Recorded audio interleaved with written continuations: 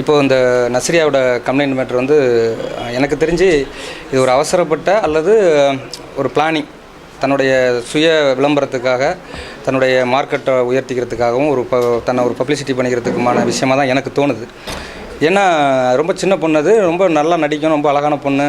ஆனால் அது ஏன் இந்த பொண்ணு இப்படி ஒரு கீழ்த்தரமான ஒரு பப்ளிசிட்டி தனக்கு தேவைன்னு நினச்சிச்சு அல்லது யாரும் சொன்னாங்களான்றது தான் எனக்கு ரொம்ப குழப்பமாக இருக்குது. அடுத்து என்னென்னா, இப்போது அந்த பொண்ணு வச்சுருக்கிற குற்றச்சாட்டு என்னென்னா, இந்த படத்தில் வந்து இனிக்க இனிக்க அப்படின்னு ஒரு பாடல் வந்திருக்கு. அந்த பாடல் காட்சியில் இயக்குனர் வந்து எனக்கு பதிலாக இன்னொரு டூப் நடிகை வச்சு அதை கிராபிக்ஸில் என்னோடய தலையை ஒட்டி உடல் இன்னொருத்தரோட வச்சு தலை என்னதாக வச்சு ஃபுல்லாக சிஜி பண்ணி அந்த பாடலை ஷூட் பண்ணியிருக்கார் அப்படிங்கிறது அந்த பொண்ணு வச்சுருக்க குற்றச்சாட்டு. இதை நான் எப்படி மறுக்கிறேன்னா, ஆதாரத்தோட சும்மா மேலோட்டமாக நான் பண்ணலை, அந்த பொண்ணு தான் சொல்லி அபாண்டமாக அந்த பொண்ணு மேலே குற்றம் சுமத்தணும்னு எனக்கு அவசியமே கிடையாது. நான் அது உண்மையான அந்த டெக்னிக்கலாகவே அதுக்கான ஆன்சரை பண்ணுறேன். அது என்ன அப்படின்னா, அப்படி பண்ண முடியாது. என்னென்னா, இப்போ நம்ம எப்படி சிஜி பண்ணுவோம்னா, நம்ம ஃபஸ்ட்டு அந்த டூப்பை வச்சு ஒரு பொண்ணை ஃபுல்லாக எடுத்துகிட்டு வந்து இங்கே ஒட்டுறதுன்னா ரஸ்ஸஸில் அந்த டூப்போட உருவம் தான் இருக்கும். இப்போ நான் அந்த ரஸ்ஸஸில் அந்த பொண்ணு நடித்ததுக்கான அந்த டோட்டல் ஃபுட்டேஜையும் தேவைப்பட்டால் நான் எல்லா மீடியாவுக்கும் கொடுக்க தயாராக இருக்கேன். அந்த பொண்ணு தான் நடித்தது அப்படிங்கிறத. அதுலேயும் நம்பிக்கை இல்லைன்னா இன்னொன்று பண்ணலாம். என்ன பண்ணுவோம்னா, நம்ம எல்லா மீடியாவையும் கூப்பிட்டு அந்த பாடலை நான் ப்ளே பண்ணி காட்டுறேன். நஸ்ரியாவும் உள்ளே இருக்கட்டும். ஒரே ஒரு சிங்கிள் ஷாட், இது நான் இல்லை, இன்னொரு ஆளை வச்சு எடுத்துட்டாங்கன்னு அந்த பொண்ணு சொல்லிடுச்சுன்னா, நிரூபிச்சிருச்சுன்னா, நான் என்ன சொன்னாலும் நான் கட்டுப்படுறேன்.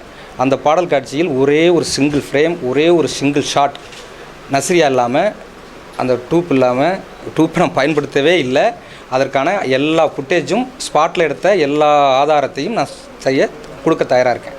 ரெண்டாவது, அந்த பொண்ணு கொடுக்குற குற்றச்சாட்டு. அந்த குற்றச்சாட்டு என்ன அப்படின்னா, அந்த ட்ரெய்லரில் ஒரு காட்சியில் அந்த இடுப்பில் ஒரு க்ளோஸ்அப் வச்சுருக்காங்க. அது என்னோடய இடுப்பு கிடையாது அப்படின்னு அந்த பொண்ணு சொல்லியிருக்கு. அது உண்மை. ஒரே ஒரு க்ளோஸ்அப் ஷாட்ஸ். அப்போ என்னென்னா, நான் ஃபஸ்ட்டு அந்த சீன் எடுக்கும்போது வந்து அந்த நம்ம நினச்ச அந்த கண்டென்ட் வந்து ஆடியன்ஸ் கன்வே அவளை எடிட் பண்ணி பார்த்தோன்னே அப்போ தோணிச்சு, சரி இந்த ஒரு ஷாட்டு தேவைப்பட்டால் நல்லா இருக்குமே அப்படின்னு சொல்லிட்டு நசிட்டா சொல்ல, இல்லை சரியா அந்த சீன் கன்வே ஆக மாட்டுது, அதெல்லாம் அந்த சீனே தூக்குற மாதிரி இருக்குது. ஏன்னா அது டேர்னிங் பாயிண்ட்டாக இருக்குது. அதனால் அந்த க்ளோஸ்அப் மட்டும் எடுக்கணும்னு இந்த ஒரு ஷாட்டுக்காக நான் எங்கள் சார் கேரளாவில் வந்தேன். நீ யாராவது வேணாலும் வச்சு எடுத்துங்க சார், ஒரு க்ளோஸ்அப் தானே, அது மூஞ்சா தெரிய போகுதுன்னு. சரின்னா அந்த பொண்ணு அனுமதி ஒரு க்ளோஸ்அப் போட்டேன். அப்படி அந்த பொண்ணுகிட்ட நான் கேட்காம அந்த ஷாட்டை எடுத்திருந்தா, எப்படி படம் ரிலீஸ் ஆகிறதுக்கு 25 நாளைக்கு முன்னாடி அந்த ஷாட்டை நான் ட்ரெய்லரில் பயன்படுத்துவேன். ஏன்னா அந்த பொண்ணு ட்ரெய்லரை எப்படியும் பார்க்கும். அப்போ ட்ரெய்லர் பார்க்குமே, நம்ம அந்த பொண்ணுக்கு சொல்லாமல் எடுத்திருக்காமே, அந்த பொண்ணு நம்மளை கேள்வி கேட்குமேன்னு நினச்சிருந்தால் நான் எப்படி அதை ட்ரெய்லரில் பயன்படுத்துவேங்கிறத நீங்கள் கொஞ்சம் யோசிச்சு பார்க்கணும். ஏன்னா அது முக்கியமான பாயிண்ட்.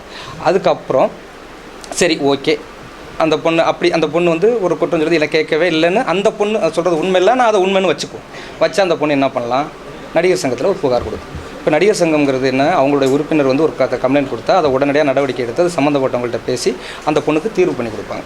அப்போ அந்த பொண்ணு புகார் கொடுத்துச்சு.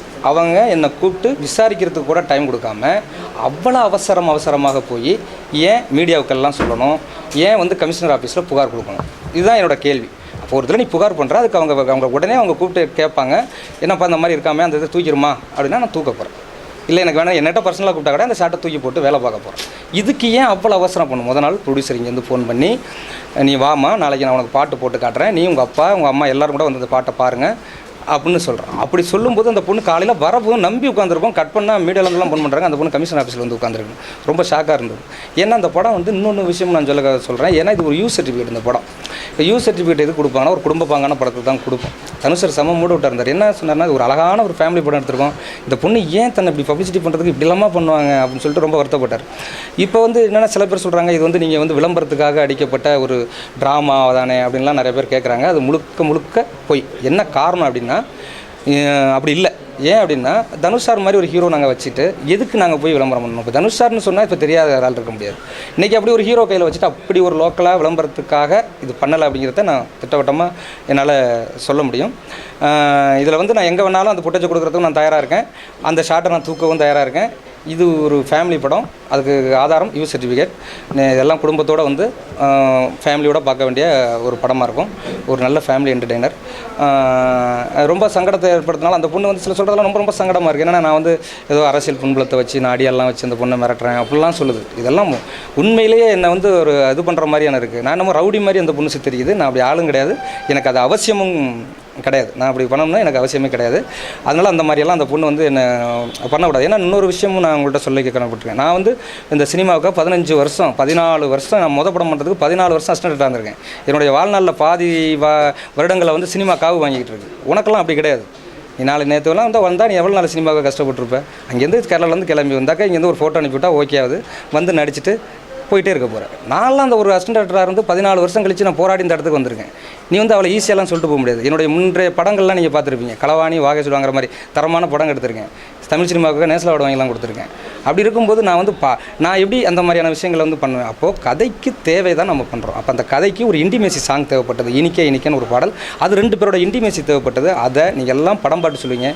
ஒரு எரோட்டிக் சாங்கை இவ்வளோ டீசெண்டாக எந்த டேரக்டரும் எடுக்க மாட்டான்னு நீங்கள் எல்லோரும் சொல்ல தான் போகிறீங்க. பப்ளிக் எல்லாம் சொல்ல தான் போகிறாங்க. நான் அந்த படத்தை எல்லோரும் 11ஆம் தேதி வெள்ளிக்கிழமை அந்த படம் உலகம் முழுவதும் ரிலீஸ் ஆகுது. குடும்பத்தோடு போய் பாருங்கள். கண்டிப்பாக நீங்கள் என்ஜாய் பண்ணுவீங்க. இந்த பிரச்சனை பார்த்து இல்லை அப்படி கிடையாது. ஏன்னா அந்த பொண்ணுக்கு பேசுனதை விட ப்ரொடியூசர் எக்ஸ்ட்ரா சம்பளம் கொடுத்தாரு. நல்லா பண்ணிச்சு, க்யூட்டாக பண்ணியிருக்கு இந்த பொண்ணு அப்படின்னு பேசுகிறத விட கூட சம்பளம் கொடுத்தாரு. அப்படியே எனக்கு சம்பளம் பாக்கியிருக்குன்னு சொன்னால் போய் நடிகர் சங்கத்தில் ஒரே ஒரு லெட்டர் கொடுத்தா போதும். இந்த மாதிரி இந்த கம்பெனியில் இத்தனாம் தேதி ரிலீஸ் ஆக போகிற இந்த படத்துக்கான சம்பளம் எனக்கு வரவில்லை அப்படின்னு நடிகர்கள் மட்டும் இல்லை, இங்கே உள்ள 24 கிராஃப்டில் யார் வேணாலும் அவங்க யூனியனில் கொடுத்தா அந்த படம் ரிலீஸ் ஆகாது. முதல் நாள் ரிப்போர்ட் வந்து லேபுக்கு போயிடும். அங்கேருந்து எதுவும் நகராது, எந்த கியூப் ஆன் பண்ண மாட்டாங்க, எந்த பிரிண்ட் நகராது. அவங்கள செட்டில் பண்ணால் தான் நடக்கும். ஒரே ஒரு சாதாரண ஒரு டெக்னீஷியனாக இருந்தால் கூட எனக்கு 1000 ரூபா வரலன்னு ஒரு லெட்டர் கொடுத்தா ஒரு படத்தை ரிலீஸ் பண்ண முடியாது.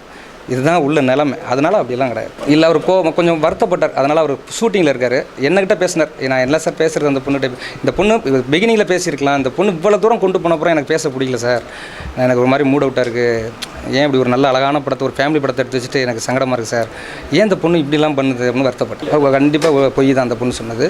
இது முழுக்க அதான் பண்ணி நான் சொல்கிறேன். நான் உங்களுக்கு எல்லா விளக்கமும் நல்லா டீட்டெயிலாக கொடுத்துருக்கேன். இதுக்கு மேலே நான் என்ன சொல்கிறதில்ல. கண்டிப்பாக அந்த பொண்ணு வந்து அது தெரிஞ்சு பண்ணதா தெரியாமல் பண்ணதான்னு எனக்கு தெரியல. அந்த பொண்ணு அதை வந்து கண்டிப்பாக வாபஸ் வாங்கிக்கும். ஏன்னா அந்த பொண்ணு எல்லாம் சொல்கிறாங்கன்னா அவங்களோட மேனேஜர் சைடில் இருந்தெல்லாம் பேசினாங்க, ஒன்றும் இல்லை அதை நம்ம சரிப்படுத்திக்கலாம், கொஞ்சம் இதாகாதீங்க அப்படிலாம். நான் எதுவுமே பண்ணவே இல்லையே, புகார் கொடுத்ததெல்லாம் அந்த பொண்ணு, நான் என்ன சால்வ் பண்ணுறதுக்கு இருக்குது. சரி ஓகே, நான் அதுக்கு நான் அந்த ஒரு சட்டம் தூக்கி போட்டு இது ஒரு பெரிய இஷ்யூவே இல்லை. அது எதுக்கு இப்படி பண்ணிச்சுன்னு எனக்கு ஆச்சரியமாக இருக்குது. இல்லை பாட்டெல்லாம் எப்படி தூக்க முடியும், அந்த பொண்ணு நடிச்சது நான் தான் ஆதாரம் தரேன்றேன்ல. அந்த பாட்டல் வந்து ஒரே ஒரு ஷார்ட்டாவது டூப் வச்சு எடுக்கப்பட்டிருக்குன்னு அந்த பொண்ணு நிரூபித்தா நான் மீடியா நண்பர்களை உட்கார வச்சு போட்டு காட்டுறேன்ட்டேன். நீ ஒரே ஒரு சிங்கிள் ஃப்ரேம் என்ன இல்லாமல் இதில் ஒரு பொண்ணு டூப் இருக்குன்னு அந்த பொண்ணு நிரூபிச்சிட்டுனா இது வந்து டெக்னிக்கலான உலகம். யாரும் ஏமாற்ற முடியாது. என்கிட்ட ஃபுட்டேஜ் அப்படியே இருக்குது, அப்படி எடுக்க முடியாது. ஏன்னா டூப்பு நம்ம அந்த ரசஸில் டூப்போட உருவம் தான் இருக்கும். சிஜியில் தான் வந்து தலை மாற்ற முடியும். நான் சொல்கிறது ஸ்பாட்டில் எடுத்து அந்த ஃபுட்டேஜை நான் உங்களுக்கு தர்றேன். அந்த பொண்ணில் ஒரே ஒரு சிங்கிள் ஷாட் கூட சொல்ல முடியாது. ஒரே ஒரு க்ளோஸ்அப் இருக்குது, அது சாங்கோட லீடில் உள்ள ஒரே ஒரு காட்சியில் இருக்குது. அது ஒரு இவ்வளோ பெரிய இஷ்யூவெல்லாம் ஆக்க வேண்டிய அவசியமே இல்லை. தூக்கி அதை போட்டு கூட போயிடலாம். இது இவ்வளோ பெரிய விஷயம்.